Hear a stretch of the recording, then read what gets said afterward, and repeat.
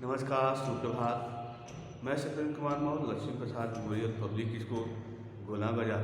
आज हम सभी लोग डॉक्टर भीमराव अम्बेडकर जी द्वारा लिखित मेरी कल्पना का आदर्श समाज नामक पाठ का अध्ययन करेंगे। आखिर में किस समाज की परिकल्पना डॉक्टर भीमराव अम्बेडकर जी करते थे और वह क्या चाहते थे कि एक समाज में किन किन चीज़ों का परिवर्तन हो जाए और क्या क्या विशेषताएं स्थापित कर दी जाएं, जैसे एक आदर्श समाज की परिकल्पना की जा सकती है। तो प्रश्न ये उठता है कि आदर्श समाज होता क्या है। आदर्श समाज का जो शाब्दिक अर्थ होता है वह यह होता है उस राज्य में निवास करने वाले हर एक व्यक्ति जो काफ़ी अमन चैन खुशहाली से जीवन व्यतीत करे, अपने संपूर्ण अधिकारों का उपयोग करते हुए वह अमन चैन के साथ उस समाज में रहे, वह आदर्श समाज होता है जिसमें हर एक व्यक्ति खुशहाल हो, हर एक व्यक्ति के अधिकार सुरक्षित हो, किसी प्रकार का ऊंच नीच या किसी प्रकार का जाति के हिसाब से वर्ग भेद इत्यादि जैसी चीज़ें, सामाजिक बुराइयां वह समाज में देखने को न मिले। ऐसा जहाँ पर दिखाई देता है उसको हम आदर्श समाज के नाम से जानते हैं, उसे आदर्श समाज की एक परिकल्पना के नाम से जानते हैं। तो डॉक्टर भीमराव अम्बेडकर जी एक आदर्श समाज की परिकल्पना में सबसे बड़ी जो बाधा के रूप में देखते हैं वह होती है समानता। समानता, उसके बाद स्वतंत्रता, उसके बाद भारतीय, यह सब विशेषताओं को एक आदर्श समाज में स्थापित करने का प्रयास करते हैं और कहते हैं कि जहाँ जिस समाज में क्या समानता हो, समता, समता मतलब होता है समानता, जिस समाज में समानता हो, स्वतंत्रता, स्वतंत्रता, स्वतंत्र,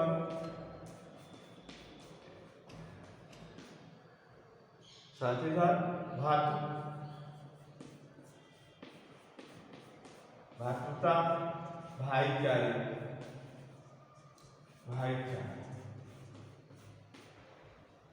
कहते हैं समाज में यह आवश्यक है कि जिस समाज में यह चीज़ें हो, जिसमें समानता हो, स्वतंत्रता हो, भाईचारे का जैसी विशेषताएं हो, सभी लोग समाज में जितने भी लोग रह रहे हैं, चाहे किसी भी संप्रदाय के हों, हिंदू मुस्लिम सिख ईसाई या किसी भी जाति वर्ग के हों, ब्राह्मण क्षत्रिय वैश्य या शूद्र, उन सब में एक अपनत्व की भावना होनी चाहिए, एक भाईचारे का विकास होना चाहिए, तभी एक आदर्श समाज की परिकल्पना हो सकती है।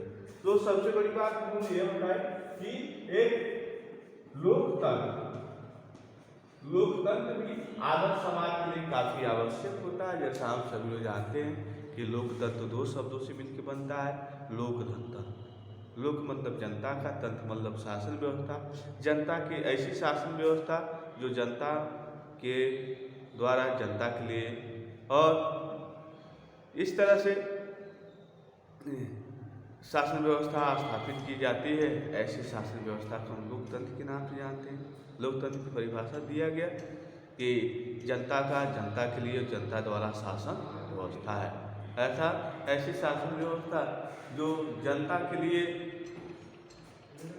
जनता का शासन व्यवस्था है, लेकिन जनता द्वारा उसको क्रियान्वित किया जाता है। तो प्रश्न यह उठता है कि आखिर में लोकतंत्र की विशेषताओं के बारे में समतामूलक समाज का जो स्वप्न देखने का प्रयत्न करते हैं डॉक्टर भीमराव अम्बेडकर, वह इसमें प्रतिपादित करने का या हमें बताने का प्रयत्न करते हैं। वह यह भी बताने का प्रयत्न करते हैं कि किस तरह से आज का जो समाज है, आज के समाज में जो वैज्ञानिक गतिविधियाँ इस तरह से विकसित हुई हैं कि वैज्ञानिक आधुनिकता या तकनीकी विकास हो जाने के कारण आज समाज की जो क्षमता है वह दिन पर दिन वह बिगड़ती चली जा रही है, और इस तरह से लोगों के अंदर एक दूसरे के प्रति दूरियां, एक दूसरे के प्रति जो नफरत ईर्ष्या द्वेष है वह आज के समाज में देखने को मिलता है।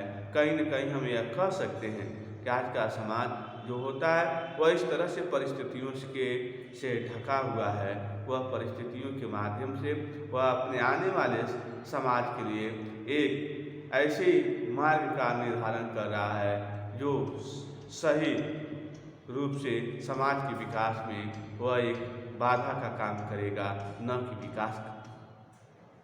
आज हम ये कह सकते हैं कि जो समतामूलक समाज की स्थापना होती है कि सभी लोग समान रूप से अपने समानता के अधिकार के तौर पर वह अपने अधिकारों को जाने पहचाने और उसी तरह से वह समाज में अपनी स्थिति को मजबूत करने का प्रयास करें, उसी तरह से वह समाज में एक दिशा में काम करने का प्रयास करें। तो डॉक्टर भीमराव अम्बेडकर ये भी बताते हैं कि आज के समाज में अधिकारों की तो सब लोग मांग करते हैं, कहते हैं कि अधिकारों की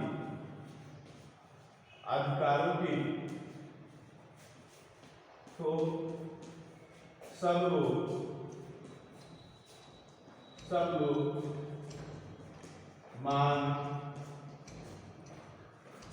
लोग मांग करते हैं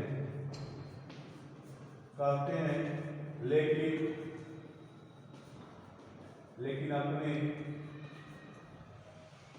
कर्तव्यों का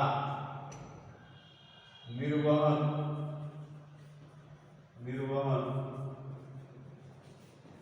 नहीं करते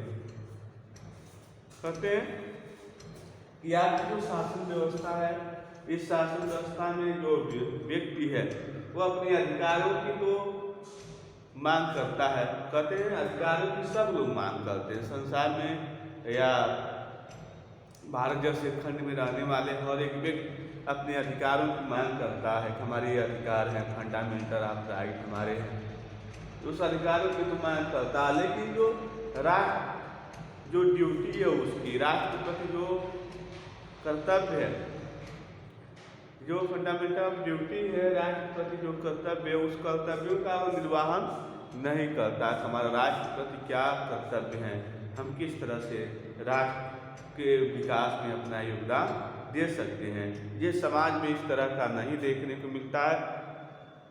उस समाज को हम एक आदर्श समाज की परिकल्पना में संयोजित नहीं कर सकते हैं।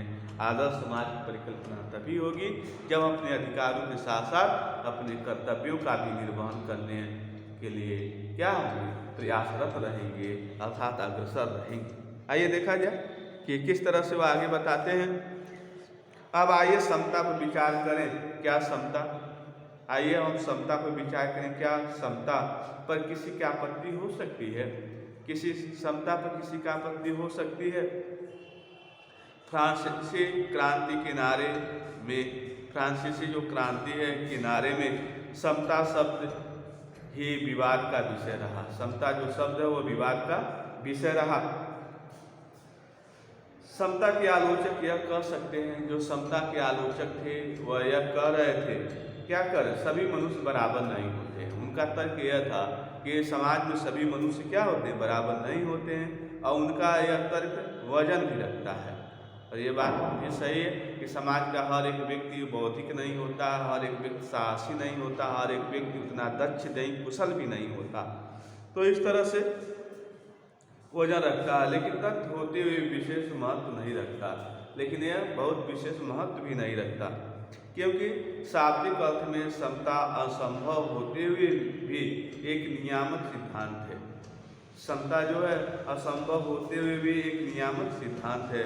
मनुष्य की क्षमता 3 बातों पर निर्भर रहती है। कहते हैं मनुष्य की जो क्षमता है वह 3 बातों पर निर्भर रहती है।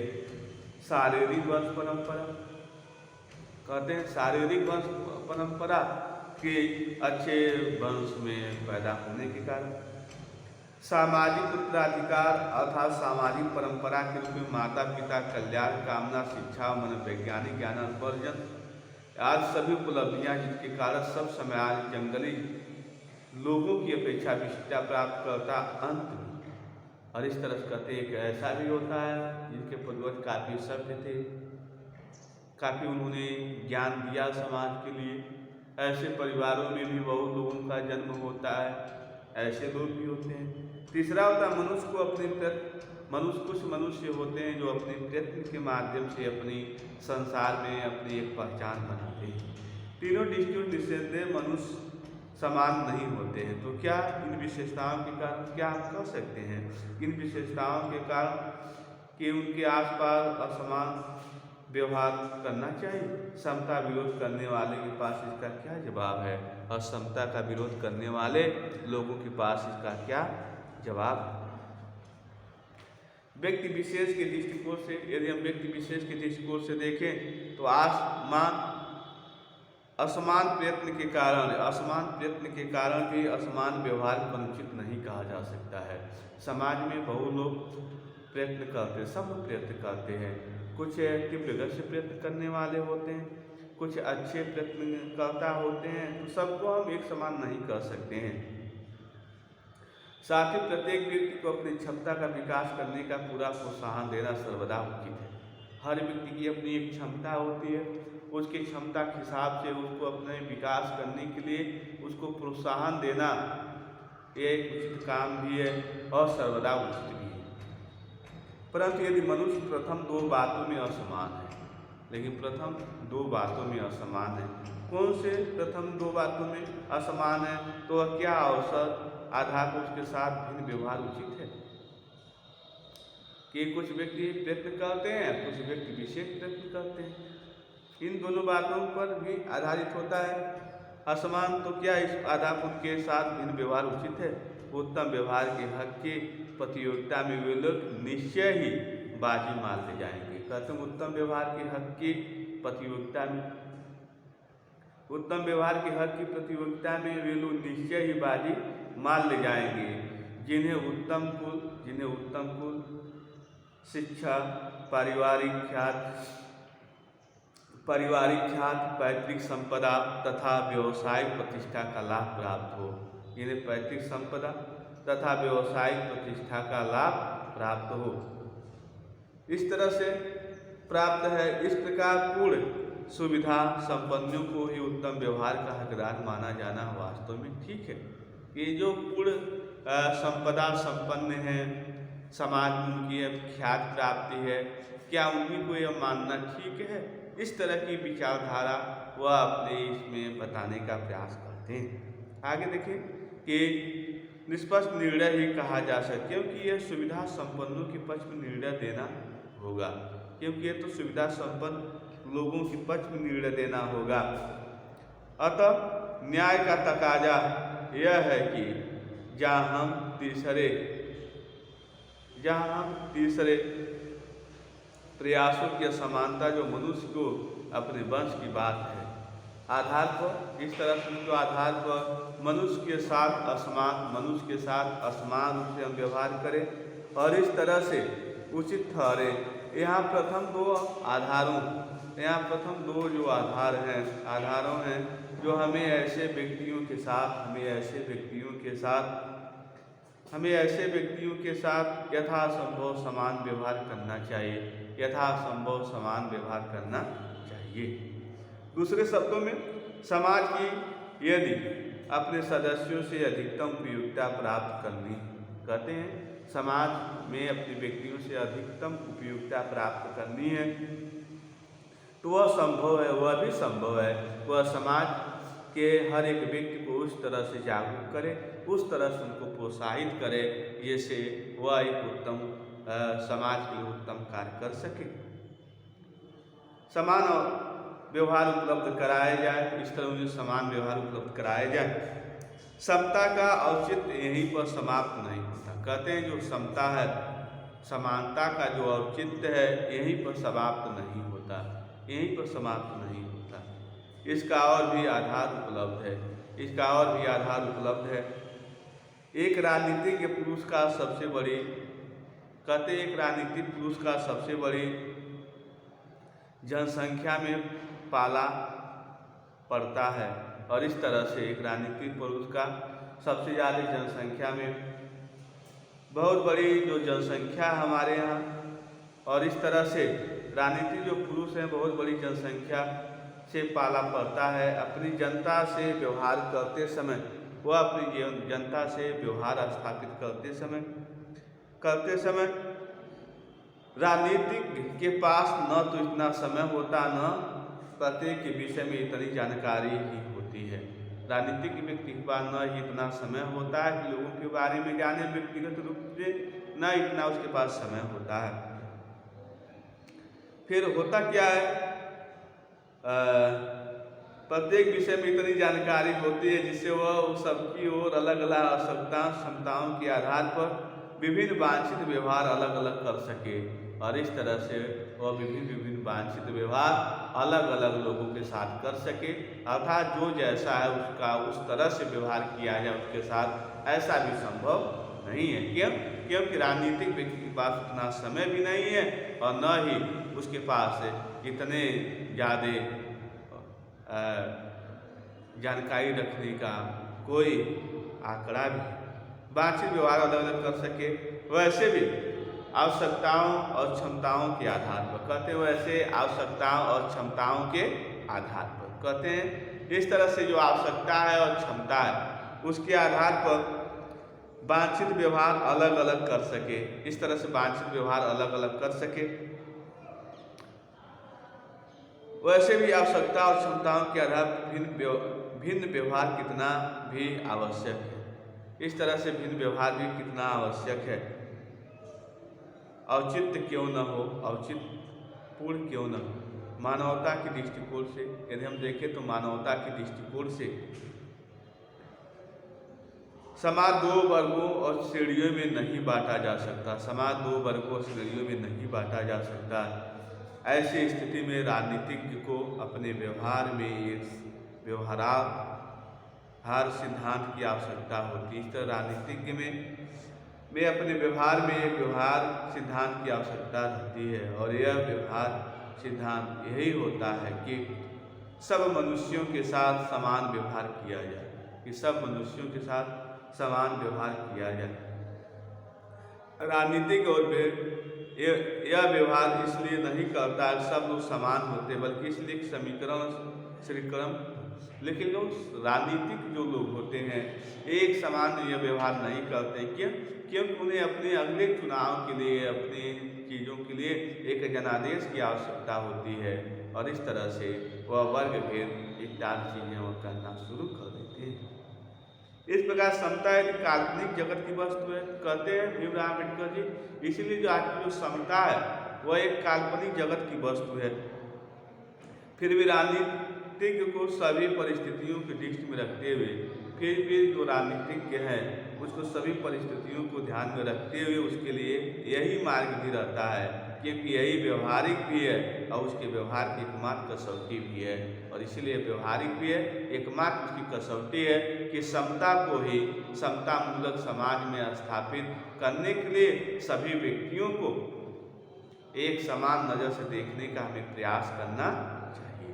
अंत में डॉक्टर भीमराव अम्बेडकर खुद यह स्वीकार करते हैं, समता एक काल्पनिक शब्द हो गया।